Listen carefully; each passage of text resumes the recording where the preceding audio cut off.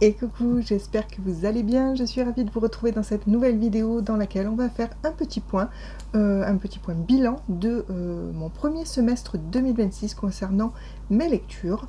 Je ne l'ai pas fait depuis longtemps, bah oui, puisque de toute façon la chaîne a repris qu'en janvier, donc forcément. Mais voilà, j'avais envie de faire un petit point pour voir où j'en suis, notamment par rapport aux années précédentes, même si les années précédentes, comme je vous le disais, je n'ai pas fait d'intermédiaire, mais déjà sur la totalité de l'année 2025, il y a quelques comparatifs que je peux faire, et également au niveau de mes lectures, les bonnes, les moins bonnes, etc. J'ai pioché les questions un petit peu de partout, donc c'est pas un tag que j'ai vu en particulier, les questions sont toujours un petit peu les mêmes, mais moi j'en ai sélectionné 13. Vous verrez, notamment certaines questions ont été récupérées sur la vidéo de Laurent de l'Ado Vintage que je vous invite à aller voir. Je vous mets le petit lien juste ici. Voilà, donc moi je me suis contentée de 13 questions. Et on va commencer tout de suite avec la première qui est bien évidemment la plus simple. Combien de livres as-tu lu en ce milieu d'année? J'en suis à 41 livres. Alors tout confondu, audio, e-book, livre papier, les BD, tous les genres, j'en suis à 41. Pour se donner un petit peu une idée, sur toute l'année 2025, j'avais fait 56 lectures sur toute l'année. Donc j'en suis déjà à 41. Donc je pars du principe que avoir repris YouTube, avoir repris les réseaux sociaux, même si je suis beaucoup moins active sur Instagram, mais en tout cas les lectures communes, participer à quelques challenges, tout ça sur Instagram, je le fais. Tout ça m'a permis d'augmenter mon temps de lecture, en tout cas de prendre un petit peu plus de temps au lieu de scroller par exemple. Donc je suis très contente de ce niveau de lecture, on va dire, en ce milieu d'année. La deuxième question, ta palle a-t-elle diminué? Eh bien, je peux le dire, de pas beaucoup, mais oui, puisque sur ce premier semestre, j'ai fait 41 acquisitions. Alors, c'est pas que des achats, il y a des dons, il y a des cadeaux, etc. Donc, 41 livres, non, 39 livres, pardon. Alors que j'en ai lu 41, voilà. Donc, moins de livres dans ma palle au 31 juin. Pour la petite comparaison, j'avais pas fait beaucoup de lectures, vous l'avez compris, en 2025 puisque j'étais sur 56. Donc en fin d'année, j'avais plus 15 livres dans ma palle au 31 décembre 2025. Donc je suis contente qu'en milieu d'année, j'en suis à moins 2. Vous me direz, l'année n'est pas terminée, on est bien d'accord, surtout que je fais un salon puisque je vais à Grimoire en octobre. Donc c'est pas gagné, mais en tout cas, pour l'instant, je garde le rythme et c'est très bien. La troisième question que j'ai sélectionnée, c'est les 3 meilleures lectures de ce début d'année. Je vous ai sélectionné 2 sagas et un roman. Donc la saga des McCorbin, les 5 tomes que j'ai lus en début d'année, presque à la suite en e-book. C'est de Anne Bishop et c'est sorti chez Brajlon. On y suit McCorbin qui est une Cassandra Sang, c'est-à-dire qu'elle peut prédire l'avenir quand elle s'entaille la peau. Elle est retenue dans un institut, comme beaucoup d'autres comme elle, et les dirigeants se servent d'elle comme des objets pour s'enrichir, donc ils vendent leurs prédictions. Elle parvient à s'enfuir et elle trouve refuge chez les autres. Donc les autres, ce sont tout un tas de créatures fantastiques puisqu'on est dans un monde où l'homme n'est pas l'être vivant dominant, ce sont les autres. Donc ça regroupe les vampires, les loups-garous et tout un tas d'autres personnages très intéressants. Et voilà, donc elle se réfugie chez eux dans ce qu'ils appellent une réserve, qui est en fait un endroit qui regroupe des créatures fantastiques et qui servent de lien entre celles qui n'ont aucun justement lien avec les humains et les humains. Donc voilà, c'est à cet endroit-là qu'elle se réfugie. Et sur les 5 tomes, il y a des enquêtes, il y a une ligne directrice de fond, et j'ai beaucoup aimé le caractère de McCorbin, j'ai beaucoup aimé les personnages fantastiques. Tous les romans n'ont pas été égaux, hein, il y en a que j'ai préféré, mais la saga en général a été une excellente lecture. Deuxième saga que j'ai mis dans cette catégorie, c'est la saga de Megara Nolan qui est en auto-édité, Atypicalypso le tome 1 et Apocalypso le tome 2, que je viens de terminer au mois de juin. Oui, c'est ça. Donc, Calypso est une jeune femme qui s'est enfuie de sa planète et qui est devenue l'une des plus célèbres voleuses de la galaxie, jusqu'au jour où elle accepte un contrat où elle doit dérober un objet sur une planète réputée imprenable. J'ai beaucoup aimé, c'est du space opéra, moi c'est vraiment le genre que je préfère, je pense, et voilà, celui-ci m'a beaucoup plu, aussi bien pour le fan family que, puisque j'ai beaucoup aimé les personnages, que pour l'aventure, que voilà, l'humour, les dialogues, tout ça, j'ai vraiment aimé cette saga et je vous la conseille, donc voilà pourquoi elle est dans cette catégorie. Et le dernier dont je vais vous parler, je ne suis pas objective, je le sais, c'est le dernier Hunger Games, Lever de soleil sur la moisson de Suzanne Collins, qui est sorti chez PKJ, où on découvre les jeux de Hamish Abernathy, qui est donc le mentor de Katniss dans la saga principale. Et donc, on voit qu'il participe au jeu de l'expiation, c'est-à-dire les 50e Hunger Games. Et moi, j'ai beaucoup aimé vraiment ce roman. Je sais qu'il a fait parler aussi bien en bien qu'en mal. Moi, ça a marché avec moi et je me languis de voir le film en fin d'année. Ensuite, la question numéro 4, c'est des 3 lectures vraiment mitigées. Alors oui, il y en a. D'abord, je vais vous parler du Tribut des Dieux, le tome 1 Octavia de Blouen Guillou, qui est sorti chez Hachette. J'ai rencontré l'autrice et elle est adorable, mais vraiment ce roman-là, en tout cas, je suis passée à côté. On est dans un monde, enfin on est dans notre monde où les dieux ne sont pas immortels, malgré ce que croit l'humanité.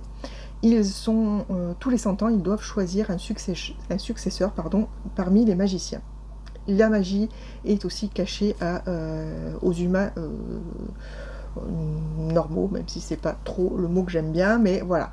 Donc il y a 2 clans chez ces dieux qui s'opposent, un clan qui veut l'immortalité et l'autre qui veut la proscrire, donc voilà. Et en dessous de ça, on va dire, on suit Octavia, qui elle est une magicienne. Elle a perdu sa famille dans un incendie, donc toute sa famille, et elle décide de faire un pacte avec un dieu afin de ressusciter les siens, parce qu'elle est incapable de faire son deuil. Voilà. Et je n'ai pas aimé le personnage d'Octavia, clairement. Et j'ai trouvé les personnages secondaires beaucoup trop superficiels.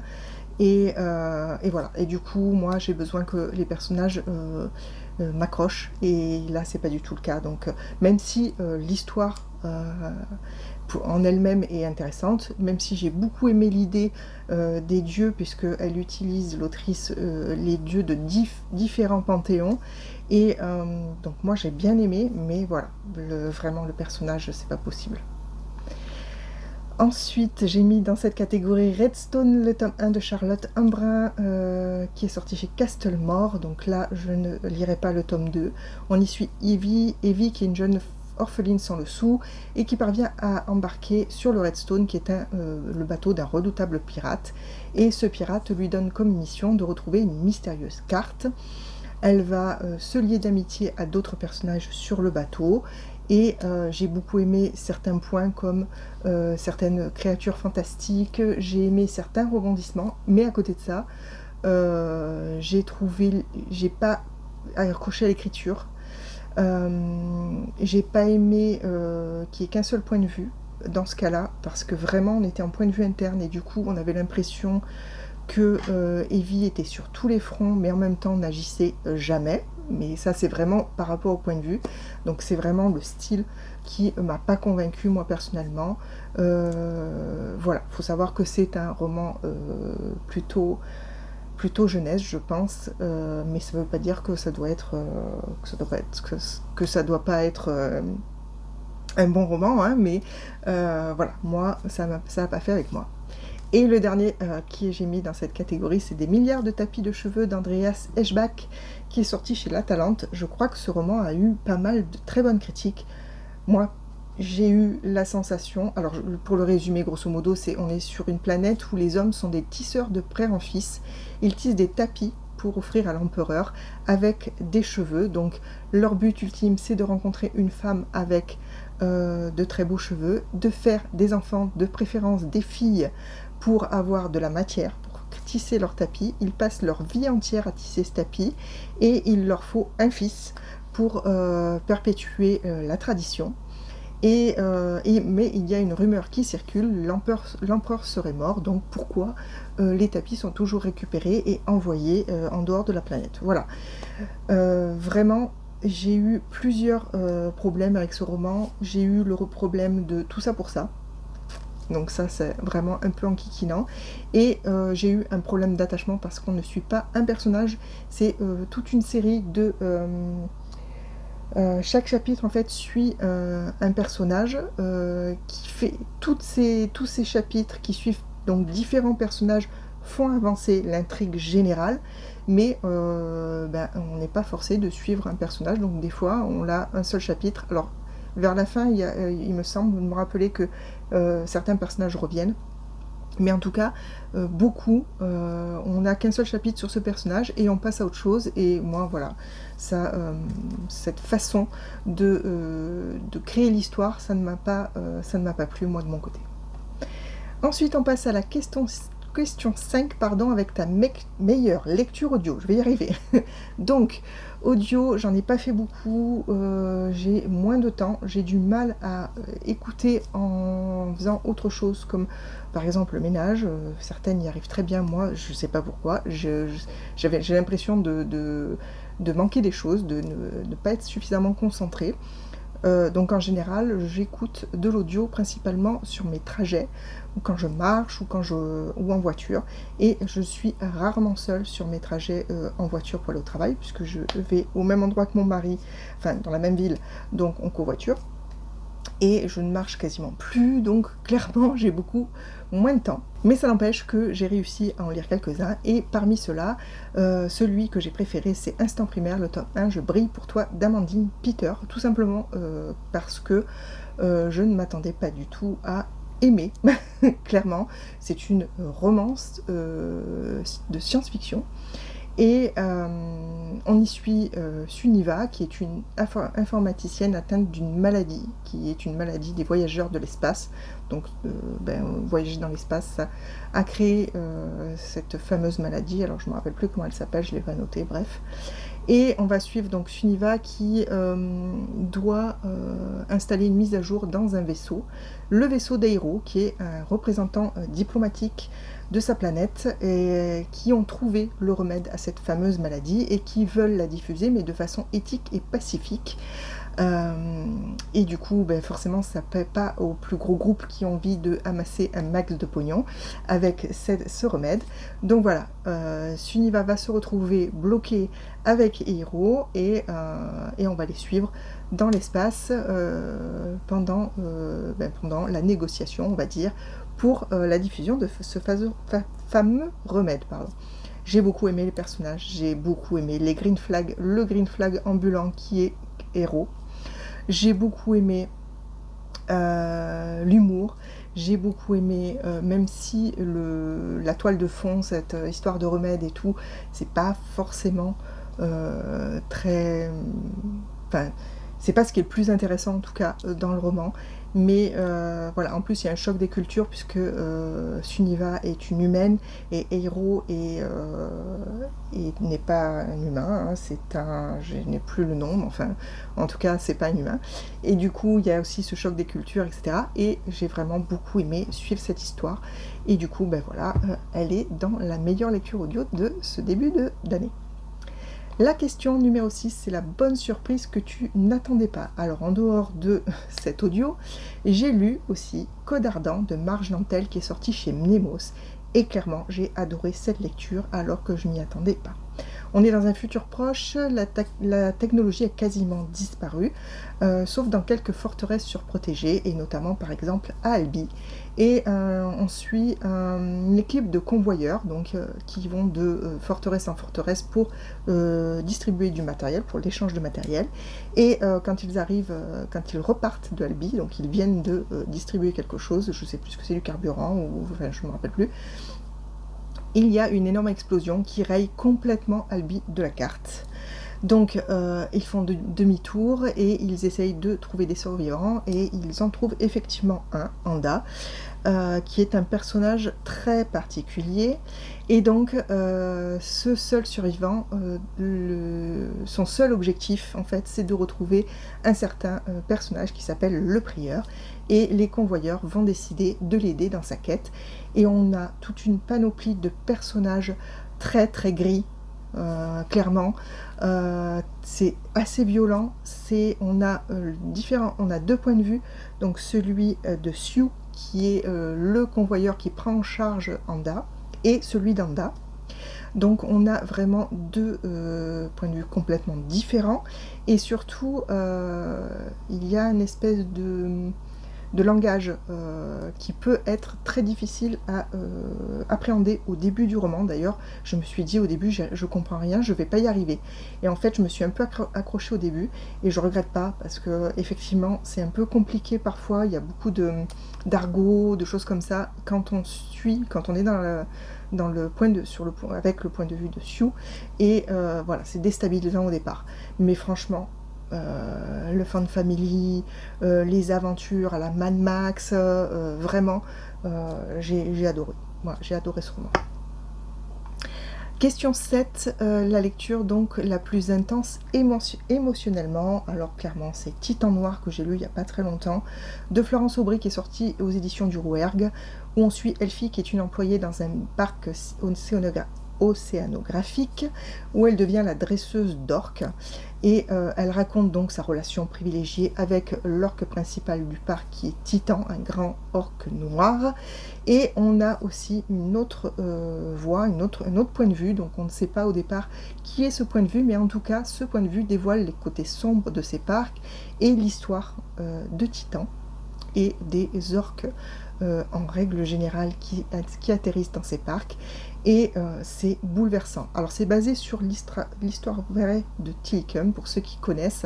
C'est une tueuse qui a été c'est une orque, pardon, qui a été surnommée l'orque tueuse parce qu'elle a provoqué la mort de 3 personnes, dont deux soigneuses. Donc voilà, c'est un peu... alors c'est pas son histoire, hein, c'est basé sur cette histoire, mais ce n'est pas son histoire. Mais quand même, il y a des points qui sont clairement tirés de cette histoire vraie, mais c'est bouleversant. Voilà, si vous êtes sensible à la condition animale, ce roman peut vous intéresser, mais attention, c'est très difficile, il y a de la violence animale, et voilà, il faut avoir un peu le cœur bien accroché. Moi j'ai eu de nombreuses fois la larme à l'œil, voire plus, donc voilà, faut être prévenu, c'est pas facile à lire. La question numéro 8, la plus grosse déception que tu n'attendais pas, clairement, c'est l'intégrale de Griffes d'encre de Lucie Chaponnet, qu'elle a auto-édité. Lucie Chaponnet, j'avais déjà lu La Cité des Sangs Purs, une intégrale aussi que j'avais vraiment beaucoup aimée, donc je m'attendais vraiment pas à ne pas aimer Griffes d'encre, surtout que c'est une histoire d'urban fantasy avec un chat, des monstres et tout, et franchement je me suis dit banco, ça l'a pas fait. Donc on suit Jeanne, qui est une mercenaire dans un monde où il y a des créatures fantastiques, qui à l'insu de la population humaine. Donc un jour elle est attaquée par un monstre inconnu, elle survit miraculeusement, et donc elle est approchée par la Société secrète française du monde invisible pour enquêter sur ce monstre, et donc elle va embarquer sa meilleure amie, on va lui affecter un demi-démon et un autre personnage pour les enquêtes. Voilà. Donc moi, ce qui m'a surtout dérangé, c'est l'invraisemblance de certaines choses. Voilà, il y a des choses qui étaient vraiment trop invraisemblables, puisque c'est quand même de l'urban fantasy, c'est quand même basé sur notre monde, donc même s'il y a des créatures fantastiques, il y a quand même des choses que moi ça me sortait en fait du roman. Je levais les yeux au ciel en disant ben non, mais c'est pas possible. Voilà, bon, donc dommage, parce que franchement, bon, au niveau de l'écriture, j'ai pas grand chose à dire, ça va. L'idée en elle-même n'est pas mauvaise, enfin, il y a de l'idée, mais moi vraiment, entre donc le personnage de Jeanne que je n'ai pas particulièrement apprécié, et voilà, les incohérences, pour moi, hein, les incohérences, du coup j'ai été vraiment déçue de cette lecture. Je suis allée au bout, hein, c'est une intégrale de 3 tomes, je suis allée au bout, sans trop de difficultés, on va dire, mais voilà, j'ai trouvé décevant. Question 9, le tout dernier roman arrivé dans ta palle, c'est For Whom the Bell Tolls de J.C. Lynn, qui est sorti chez Calix, qui m'a été offert par mon grand-fils et sa chérie. On y suit Lily qui vient de mourir, et alors qu'elle visite les différents paradis, elle finit par décider d'aller en enfer pour aider les démons. Donc voilà, je n'en sais pas plus, mais c'est un roman qui est magnifique et que j'ai très envie de découvrir, donc c'est le tout dernier arrivé. Le roman que tu attends le plus pour la fin d'année. Alors, je n'ai pas regardé vraiment les grosses sorties de fin d'année, tout ça, puisque moi je les regarde mensuellement, donc et j'essaye de ne pas être influencée par justement les grosses campagnes de pub sur des gros titres qui sont censés sortir d'ici la fin de l'année. Donc clairement, j'en ai pas noté. Je dirais donc, pour répondre à cette question, le livre pour lequel j'ai participé en campagne Ulule, Osmenium, le tome 1, La mort grise d'Alix Dangali, qui est donc un auto-édité, puisque c'est une campagne Ulule à laquelle j'ai participé. On suit Géa, qui est une grappilleuse, sur la station Faxabis, mais elle rêve de devenir une prodige. Elle a des pouvoirs magiques, apparemment.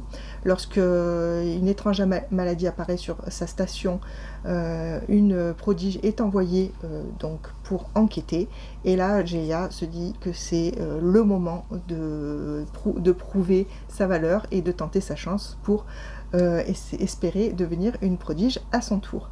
Voilà, c'est un roman de SF que j'ai très envie de découvrir, donc j'attends avec impatience de recevoir prochainement cette campagne Ulule qui était en début d'année, mais je ne sais plus quand exactement. Et je crois qu'on les a en septembre, octobre, enfin voilà, il me semble. Alors, question 11, un moment ou une rencontre qui auront vraiment marqué ta vie de lectrice dans cette première moitié d'année. Sans grande surprise, je vais vous parler des Imaginales, puisque les salons du livre sont un moment privilégié dans ma vie de lectrice. Personnellement, je revois des copines, je rencontre des auteurs et des autrices, c'est vraiment des moments que j'adore, je passe vraiment toujours d'excellents moments. Donc voilà, cette année ça n'a pas dérogé à la règle. J'ai pu retrouver Lauriane, avec qui on a passé 2 jours et demi sur place. Sur place, on a pu voir plusieurs personnes comme Céline Lecture, Armance, Audrey Just Reading, Virginie, on a vu Laurent Lado Vintage, j'ai vu Bloody Mary, enfin voilà.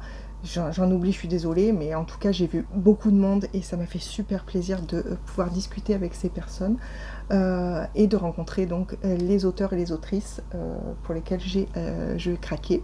Et voilà, vraiment toujours un moment super, et j'espère pouvoir y retourner l'année prochaine et peut-être passer plus de temps avec certaines personnes, je pense notamment à Laurent. Et voilà, on verra, en tout cas c'est un souhait que je fais pour l'année prochaine. Du coup, question 12, ton bilan de cette moitié d'année. Alors, je suis extrêmement contente, comme je vous disais un petit peu au début de la vidéo, de mon rythme de lecture. Ce n'est pas régulier, clairement. Il y a des moments où je lis des livres en 3 jours, d'autres où il m'en faut 15 jours pour lire un livre.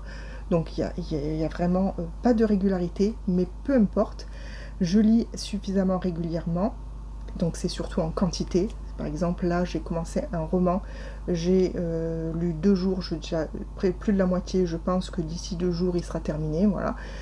Mais voilà, parfois, celui d'avant, j'ai mis 15 jours pour le finir. Donc, mais j'ai lu à peu près tous les jours, et donc c'est ça que je dis quand je parle de régularité, c'est que je lis à peu près tous les jours.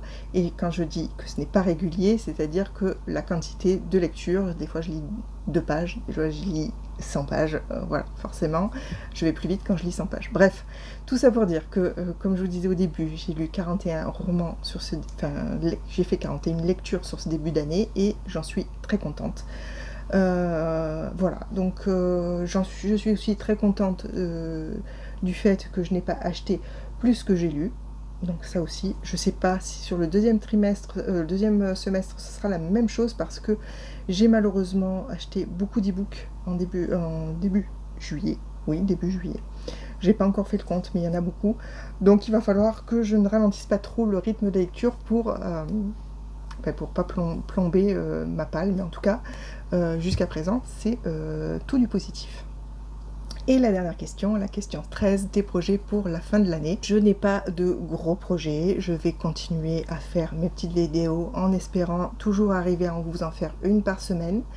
Je vais tenter de refaire des vidéos spéciales romances de Noël comme je vous faisais auparavant, avec une sélection, le choix de la commu sur 3 lectures que je fais pendant les novembre et décembre, un concours certainement sur ce thème-là, et j'aimerais peut-être faire ça aussi pour d'autres thèmes dans l'année.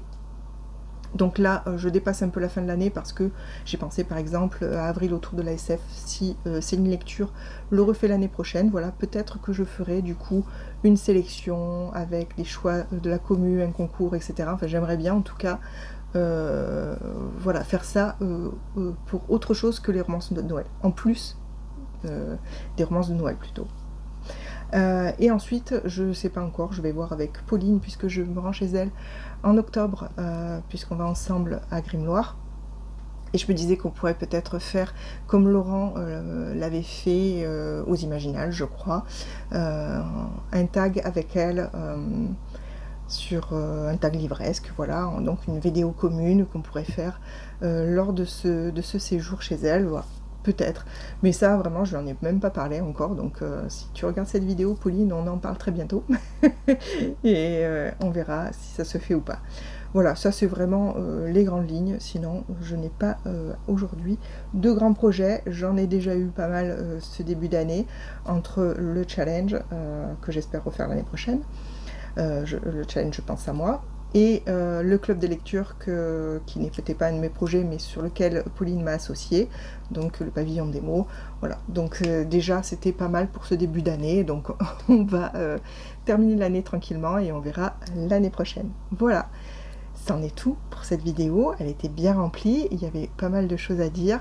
Je suis contente de ce bilan et j'espère que vous aussi vous êtes contente de votre bilan de ce premier semestre. N'hésitez pas à répondre aux questions, je vous les ai mis en barre d'infos. Voilà, si vous avez envie de reprendre ce tag, si vous avez envie de répondre en commentaire, vous n'hésitez pas. Si vous avez d'autres questions à me poser aussi, surtout n'hésitez pas. Vous venez en commentaire et on en discute, je vous réponds, je fais une vidéo complémentaire, peut-être, pourquoi pas, ou sur Insta, on verra. En tout cas, voilà, n'hésitez pas à venir commenter, à mettre un petit pouce en l'air si ça vous a plu et à vous abonner si ce n'est pas déjà fait, comme d'habitude. Je vous remercie d'avoir regardé cette vidéo jusqu'au bout, j'espère vraiment qu'elle vous aura plu.